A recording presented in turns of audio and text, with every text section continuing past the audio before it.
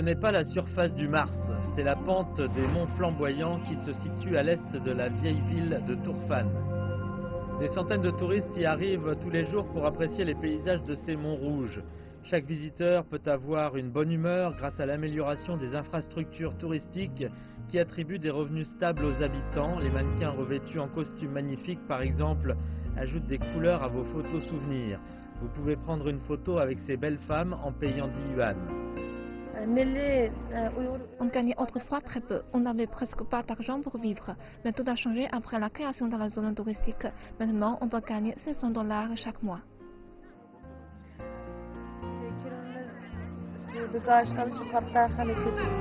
En Chine, développer le tourisme constitue l'une des mesures les plus importantes pour lutter contre la pauvreté. Pour le moment, on compte dans ce secteur 80 millions de travailleurs, soit 10% de la main-d'œuvre totale, ce qui a accéléré le développement de l'industrie touristique.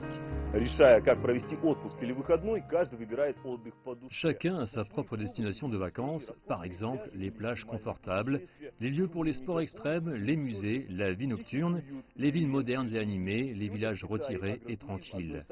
Aujourd'hui, le tourisme rural est très à la mode pour les Chinois. Cette nouvelle tendance touristique a engendré de plus en plus de lieux où les gens peuvent éprouver les plaisirs de la vie rurale. Le village de la Lune est l'un des exemples.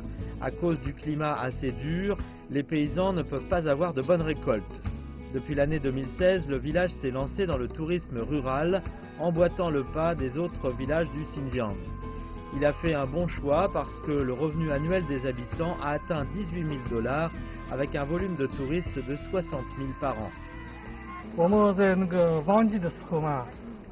Retiens-je, habitant du village de la Lune. On a divers projets originaux à offrir aux touristes, par exemple des représentations magnifiques, des plats sans pollution, l'excursion dans les montagnes.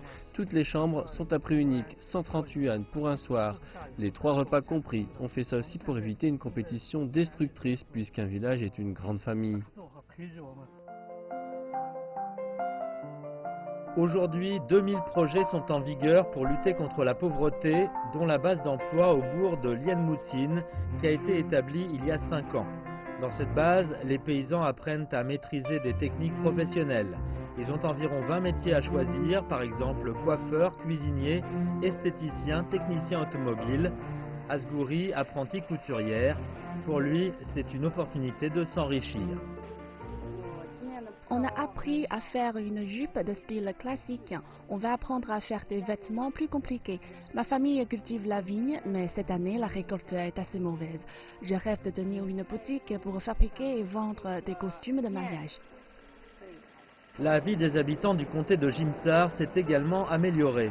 Le couple Liu Guosun et Liu Guihua a été frappé par un malheur il y a des années. Son fils unique est mort dans un accident de la route. Baraiguri Niamati est venu pour prendre soin de ses 2 octogénaires. Regardez ces nouvelles fenêtres, comme elles sont claires. Baraiguri nous a aidé à les changer. Nous la remercions et son studio d'amour qui nous donne souvent de quoi manger.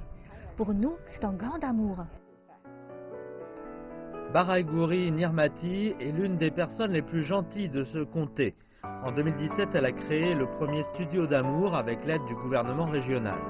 Suivant l'exemple de Baraiguri, 650 bénévoles ont participé à ce studio. Ils portent secours à des milliers de personnes tous les ans.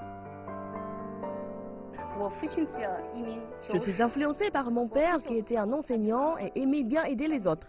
Il ramenait souvent les élèves pauvres à la maison et les aidait dans leurs études. Il leur préparait des repas et leur donnait des jouets. Comme mon père, je traite ceux qui ont besoin d'aide comme mes proches. De 2014 à 2018, le gouvernement chinois a investi 9 500 millions de $ dans la région autonome ouïghour du Xinjiang. Le pourcentage de la population au-dessous du seuil de pauvreté a diminué, passant de 19% à 6%. Environ 2,5 millions de personnes sont sorties de la pauvreté. Il est prévu que 600 000 quittent la misère en 2019 et que le Xinjiang se débarrasse complètement de la pauvreté, comme les autres provinces chinoises en 2020.